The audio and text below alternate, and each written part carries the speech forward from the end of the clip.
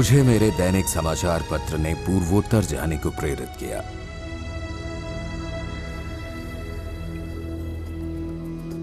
यात्रा पर चला तो अनिश्चितता थी। मैं रोमांचित हुआ जब मैंने इस अनुपम सूर्योदय की धरणी की अपार सुंदरता देखी।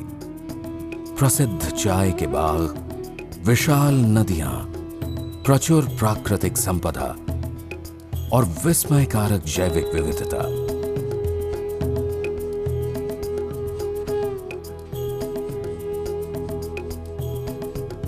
गुवाहाटी से 11 घंटों की यात्रा के पश्चात मैं दोलोई गांव पहुंचा, जो आसाम के शिवसागर जिले में स्थित है।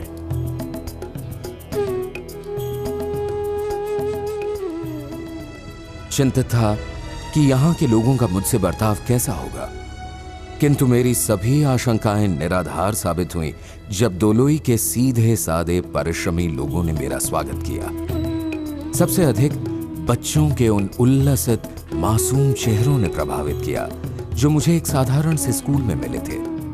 किसी ने मुझसे कहा कि ये एकल विद्यालय है, एक शिक्षक वाला स्कूल, ऐसा विद्यालय जिसे स्थानीय लोग एकल विद्यालय फाउंडेशन के सहयोग से चलाते हैं। ये जानकर अत्यंत प्रसन्नता हुई कि एकल विद्यालय पूरे भारतवर्ष में चलाए जा रहे हैं।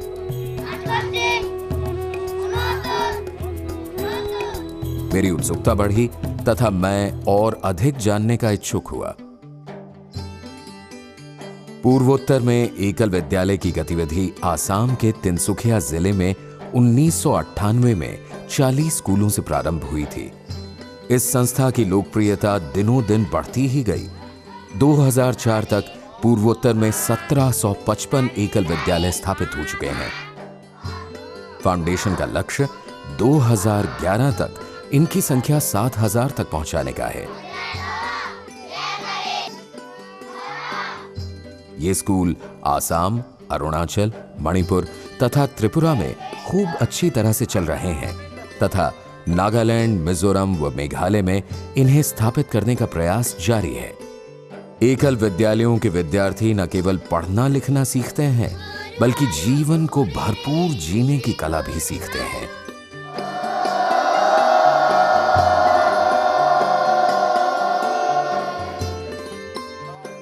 वे आत्मगौरव के साथ ही दूसरों का आदर करना भी सीखते हैं। इस प्रकार संपूर्ण मानव बनने की शिक्षा पाते हैं। आधारभूत शिक्षा के अतिरिक्त एकल विद्यालय विद्यार्थी को आगे की शिक्षा के लिए नियमित विद्यालयों में जाने हेतु भी तैयार करते हैं और इस प्रकार उनका जीवन सफल बनाते हैं। मोर नाम श्रीमती मागदाली तपन। मैं 3 बछर एकल विद्यालय पढ़ल। मैं बड़े होके सिस्टर बनम। मोर नाम श्रीमती रुमला मुंडा। मैं एकल विद्यालय 3 बछर पढ़िलु आरु एतिया वर्तमान गवर्नमेंट स्कूलत पढ़ी आसु आरु डांगर होइकिनी पुलिस इंस्पेक्टर बनूंगा। मेरा दूसरा गंतव्य स्थान था नपुक, दोलोई से 35 किलोमीटर दूर। नपुक पहुंचने पर मुझे लोगों के स्नेह और एकल विद्यालयों की गतिविधियों के प्रभाव का आभास हुआ। एकल विद्यालयों के छात्र गांव में अनेक कल्याणकारी क्रियाकलापों में भाग लेते हैं। जागरूकता बढ़ाने के लिए वे प्रभात फेरियां निकालते हैं। इन नन्हे चेहरों ने अपने बड़ों को भी सहयोग प्रदान करने के लिए प्रोत्साहित किया है। यहां आकर ही मैंने गांव की साधारण लड़की पूर्णिमा के साहस के बारे में सुना कि कैसे वो समर्पित होकर गांव का एकल विद्यालय चलाती है। ठीक है, देख पाछी फिर भी तनिक पिता ओए पढ़ा पढ़ा कोनो जरूरत नहीं, तो जाते पारी।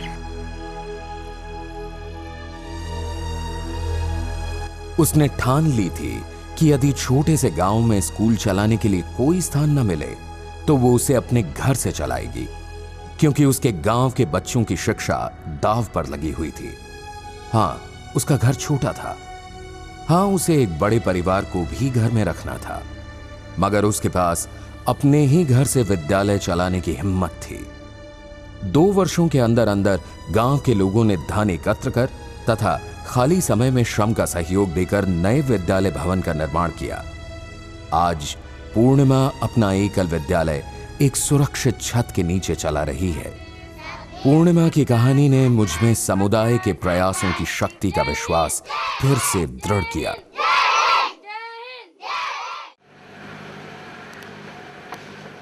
हवेदा में मैं एकल विद्यालय मूवमेंट द्वारा प्रशिक्षित स्वास्थ्य सेवियों से मिला।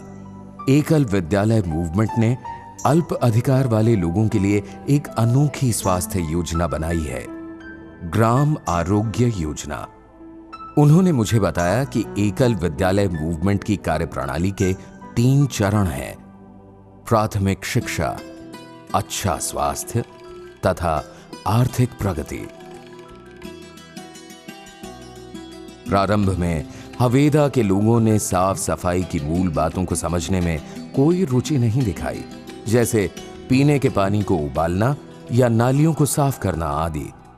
परंतु इन आरोग्य सेविकाओं ने हार नहीं मानी।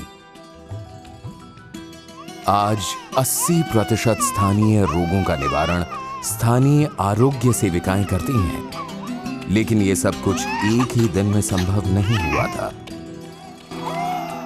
अपना देश का आज़ादी का इतना साल होने का बाद भी हम एक पैरासीटामोल का अभाव से जो बुखार होने से दिया जाता है, फिर एक क्लोरोक्विन का अभाव से जो मलेरिया से दिया जाता है, हजारों लोग का हर साल मृत्यु हो जाते हैं।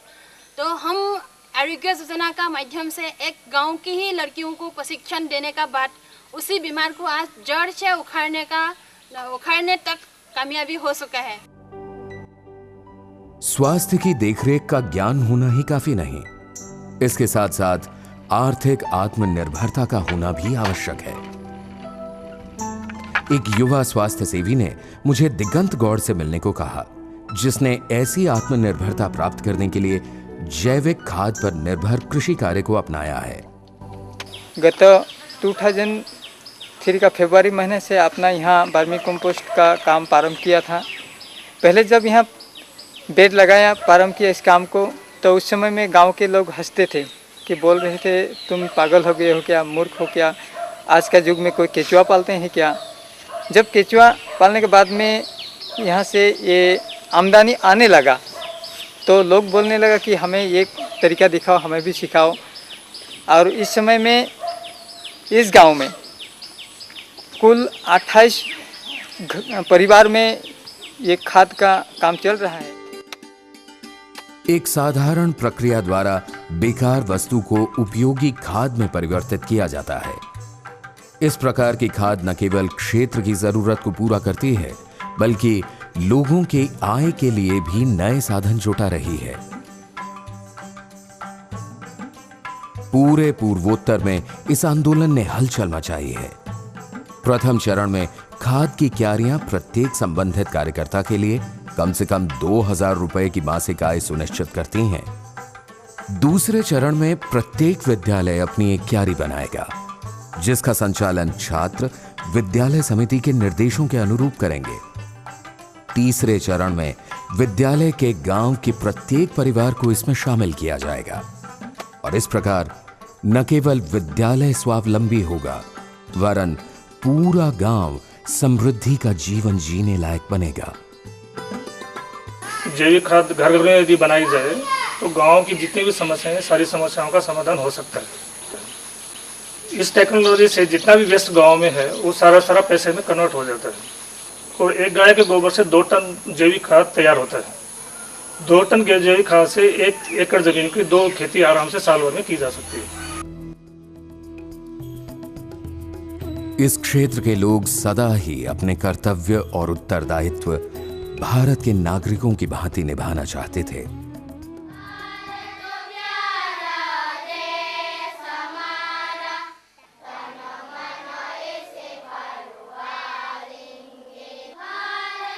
धन्य हो एकल विद्यालय मूवमेंट। कितने ही पथ से भटके युवक मुख्यधारा में फिर से लौटने लगे हैं। इस आंदोलन ने उनके लिए संभावनाओं के नए द्वार खोल दिए हैं।